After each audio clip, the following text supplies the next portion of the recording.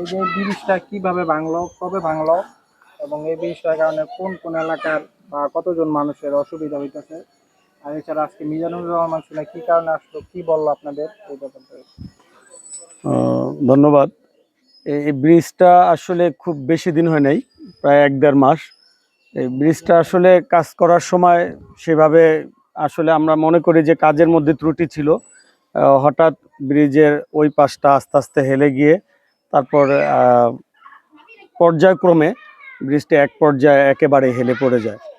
তাৎক্ষণিক আমরা এই অঞ্চলের, যে আপনারা জানেন, আমাদের মুন্সিগঞ্জের হাতেম তাই খ্যাত জননেতা মিজানুর রহমান সিনহার কাছে দ্বারস্থ হলে উনি তাৎক্ষণিক আমাদেরকে বলে যে এটার জন্য একটা বিকল্প ব্যবস্থার জন্য ওনার নিজস্ব অর্থায়নে একটি কাঠের পুল করে দেওয়ার কথা বলেন, যে পরবর্তীতে ব্যবস্থা নেবে। তারপর উনি স্থানীয় পরিষদ, ইউনিয়ন পরিষদকে নির্দেশ দিলে স্থানীয় ইউনিয়ন পরিষদ চেয়ারম্যান, এই ওয়ার্ডের নেতৃবৃন্দ যারা রয়েছে, দলীয় নেতৃবৃন্দ, তারা মিলে, সবাই মিলে তারপরে একটা কাঠের পুল তৈরি করা হয়। এবং যে বিষয়টি, আরেকটি বিষয় আপনি জানতে চেয়েছেন, সেটা হচ্ছে মিজানুর রহমান সিনহা কেন আসলো। আপনারা জানেন মিজানুর রহমান সিনহা এই অঞ্চলে অসংখ্য মসজিদ, মাদ্রাসা, কালভার্ট এবং পাশেই Kalma Lakshmikanta high school and college, এই কলেজটির প্রতিষ্ঠাতা উনি। যে কলেজটি ইতিমধ্যে গতকাল আমরা দেখেছি মুন্সিগঞ্জ জেলায় প্রথম স্থান লাভ করেছে এসএসসি পরীক্ষায়।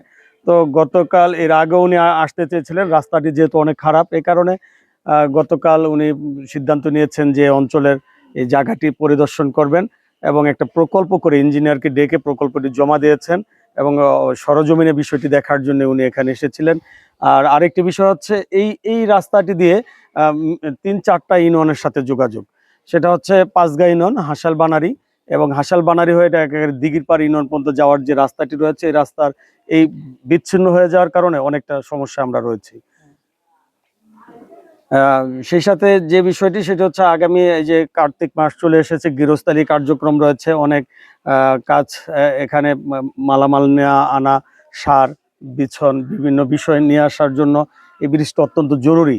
এই কারণে, আর এখানে অনেক লোকের বসতি, এই ব্রিজের পরে অন্তত কলমা ইউনিয়নেরই প্রায় 1000 ফ্যামিলির মতো রয়েছে ওই পাশে, যাদের প্রতিদিন বাজার ঘাট চলাফেরা, বিভিন্ন বিষয়ে পূর্ব পাশে যারা রয়েছেন স্কুলগামী ছেলে মেয়েদের এবং অসুস্থ রোগী চলাচলের জন্য অনেক মানে সমস্যা হয়ে গেছে। আজকে মিজানুর রহমান সিনহা এসেছিলেন, উনি এলাকাবাসীর সাথে কথা বললেন এবং উনি আশ্বাস দিয়েছেন অতি দ্রুত এটা করে দেওয়ার জন্য।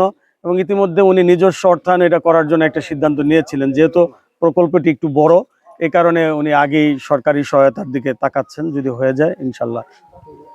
আপনাদেরকে ধন্যবাদ।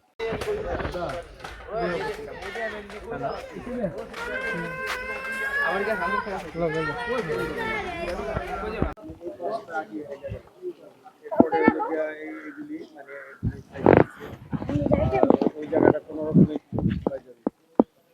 যার দরুন এগুলি, এই ব্রিজের যে অংশটা, এটা একটু রিস্ক হয়ে গেছে। আমরা উপজেলা ইউনো সাহেবকে অবগত করেছিলাম, উপজেলা ইঞ্জিনিয়ার এসেছে, তো সেখানে এটা পড়ে যাওয়া একটু ব্যাটার ছিল, কিন্তু সেটা তো এখনো মানে গেল না।